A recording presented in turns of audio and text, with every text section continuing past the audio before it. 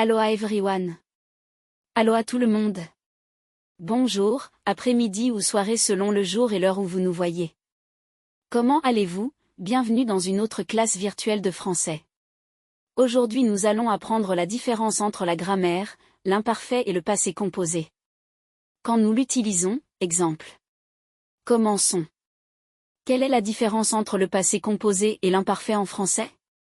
Le passé composé et l'imparfait sont tous deux utilisés pour parler du passé, mais dans des contextes différents et ne sont pas interchangeables. Voici une explication comparative qui vous permettra d'apprendre les principales différences d'usage. Dans la section des exercices, vous pouvez tester ce que vous avez appris.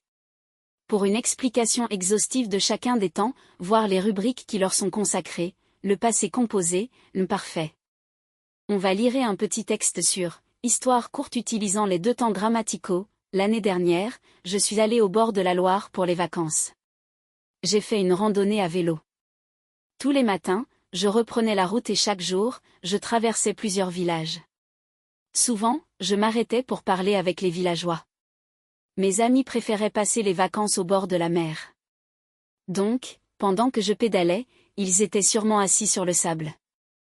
Mais un jour, pendant que je parlais avec un agriculteur, j'ai reçu un appel. Mes amis m'appelaient pour me dire combien le temps était horrible à la mer.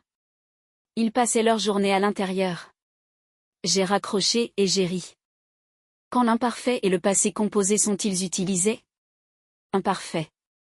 Description. Description, temps, paysage, personne, commentaire, explication dans le passé, information placée en arrière-plan, comment c'était? Exemple, mes amis m'appelaient pour me dire combien le temps était horrible à la mer. Passé composé, action, fait ponctuel. Action ou événement qui a eu lieu de façon ponctuelle et plus ou moins soudaine dans le passé, que s'est-il passé? Exemple, j'ai reçu un appel. Imparfait. Durée imprécise. Pas d'indication des limites temporelles de l'action ou de l'événement, le commencement et la fin du procès ne sont pas clairement définis. Insistance sur le déroulement d'une situation donnée dans le passé, en cours d'accomplissement. Exemple, ils passaient leur journée à l'intérieur. Passé composé, durée précise, limitée. Fait accompli à un moment précis du passé, action inscrite dans une durée, plus ou moins longue, précise et limitée dont on connaît le commencement et la fin. Exemple, l'année dernière, je suis allé au bord de la Loire pour les vacances. Imparfait. Répétition. Insistance sur la répétition d'une action ou d'un événement dans le passé.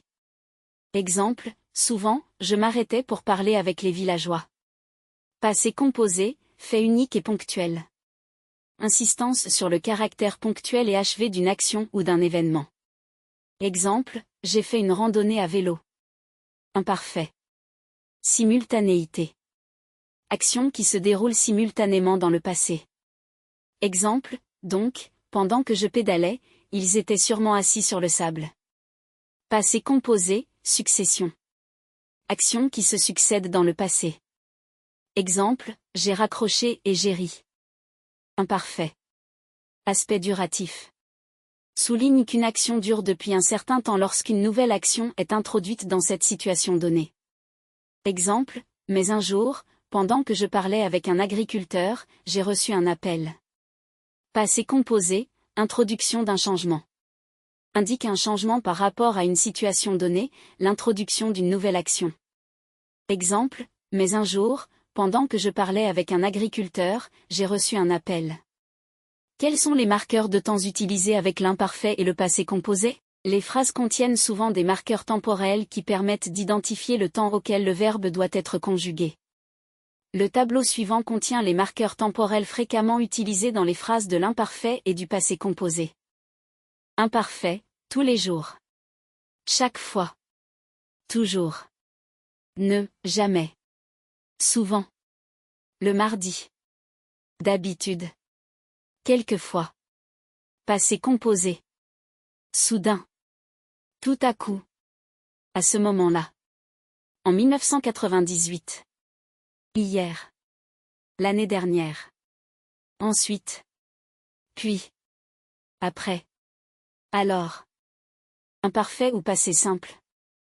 Dans un récit au passé, La relation imparfait passé simple est la même que celle imparfait passé composé. Le passé composé et le passé simple ont des fonctions semblables.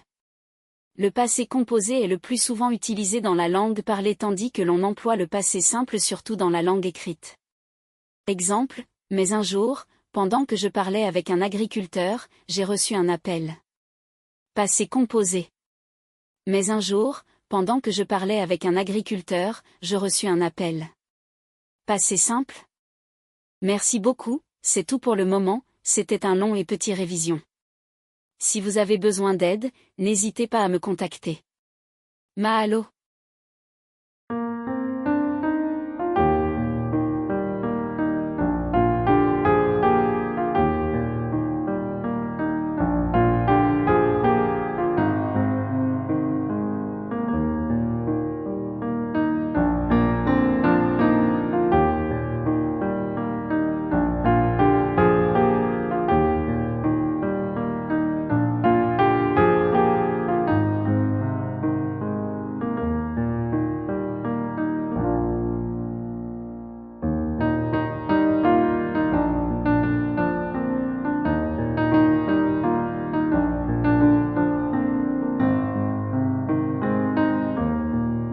Can you imagine me, the wife of that boorish, brainless Madame Gaston? Can't you just see it? Él siempre llega tarde.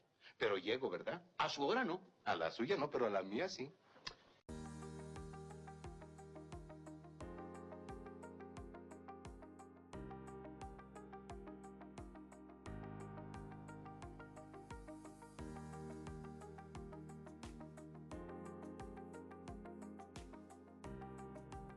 Suffit.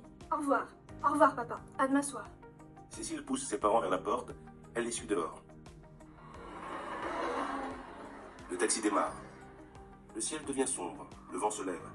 Un bel orage se prépare. On entend déjà le tonnerre. Elle rentre vite à la maison car il fait très froid. Quelle histoire! Elle est assez grande pour rester seule 24 heures. Dans la cuisine, elle ouvre le frigo.